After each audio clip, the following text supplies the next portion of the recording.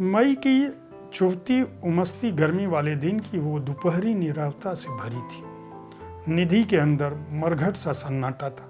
जिंदगी के अगले चौराहे पर किस परिस्थिति का सामना करना पड़ेगा, यह कहाँ सोचकर तैयार बैठा रहता है इंसान। वर्तमान परिस्थिति के चक्रव्यूह से बाहर आने की सोच पाना बड़ा मुश्किल भरा काम होता है। खासकर निधि जैसी अल्हड़ मोरनी सी फुदकती उस औरत के लिए यह और भी दुरूह होता है जिसका पति एक बड़े बाप का बिगड़ैल शराबी बेटा।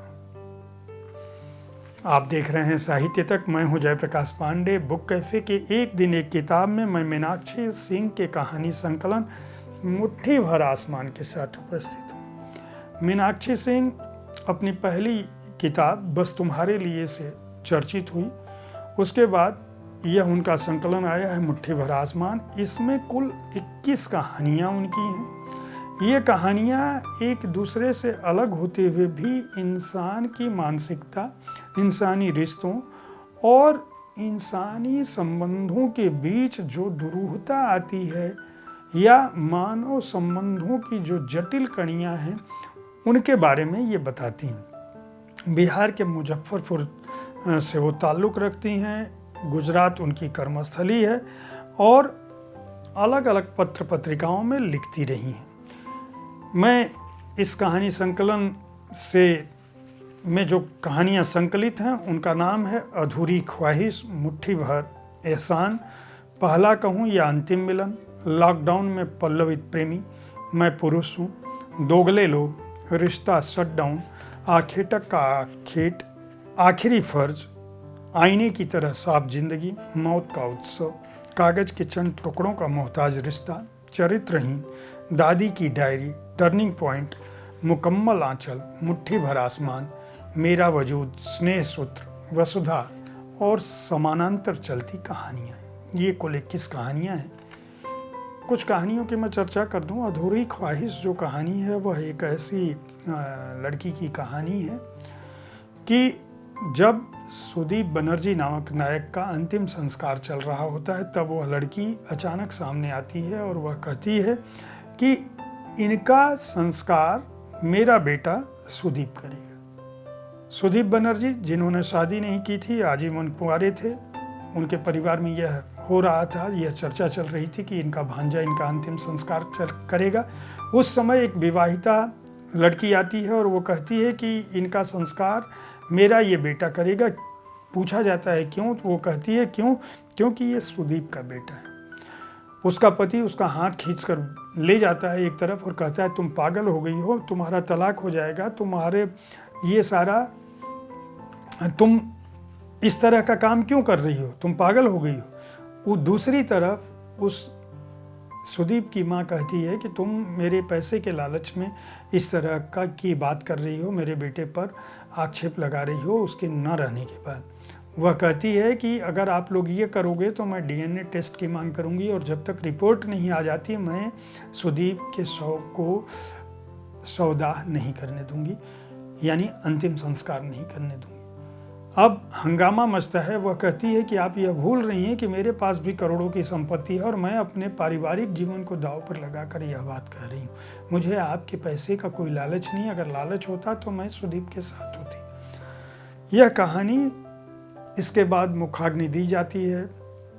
उनका बेटा उसको मुखाग्नि देता है। अंतिम संस्कार के बाद यह होटल चली जाती है और वहाँ उसको वॉइस रिकॉर्डर मिलता है जिसमें सुदीप बनर्जी ने कहा होता है कि मैं तुम्हें समाज के डर से भले ही अपना नहीं सका, लेकिन मैं आजीवन कुंवारा था और मैं ये चाहता हूँ कि मेरे न रहने के बाद तुम अपनी मांग में मेरे नाम का सिंदूर भरना और मैं अपनी सारी संपत्ति, जब वसीयत खोली जाती है तो सारी संपत्ति उस लड़के के नाम से कर चुका होता है और उस लड़की के नाम से जिसने उससे शादी नहीं किया होता, जो दूसरी की पत्नी है, उसके नाम से कर चुका होता है। और यह लड़की अपनी मांग में सुदीप के नाम का सिंदूर भरने लगती है। क्यों? क्योंकि वह सुदीप बनर्जी की आखिरी ख्वाहिश होती है।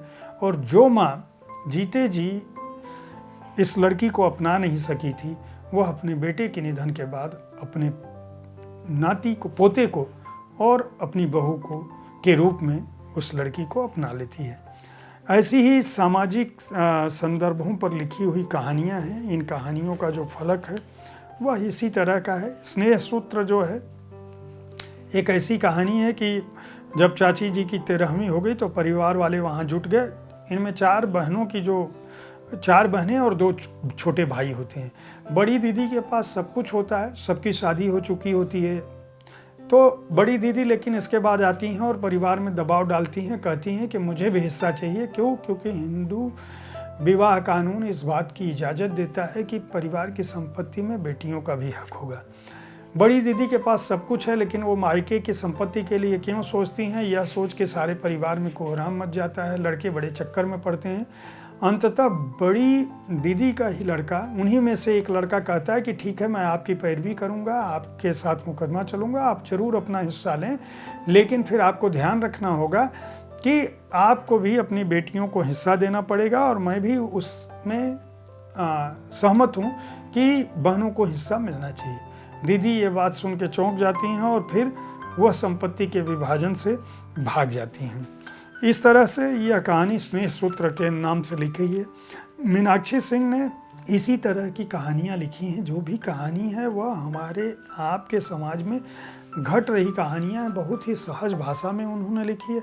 इन कहानियों का जो सौंदर्य है वह यह है कि इनमें शब्द सौष्ठव की जगह, किसी तरह की कलाबाजी की जगह सीधे सीधे हमारे संदर्भों को, हमारे समय के रिश्तों को, हमारे समय के समाज के उठापटक को, घटनाओं को, घटनाक्रम को और ख़ासकर पारिवारिक सामाजिक संबंधों की बुनावट को, उस समय को रखा गया जिस समय में हम हैं और बदलते हुए समय में जिस तरह से पारिवारिक रिश्तों में, सामाजिक संबंधों में दबाव आता है या दुराव आता है, या जो हमारे बीच घटनाएं घटती हैं जिनको रोज़ हम घटते हुए तो देखते हैं लेकिन लिख नहीं पाते। मीनाक्षी सिंह ने उसको एक आवाज़ दी है अपने कथा संकलन में। आप सहज भाषा में अच्छी कहानियाँ पढ़ना चाहते हैं तो मुट्ठी भर आसमान को खरीद कर पढ़ सकते हैं।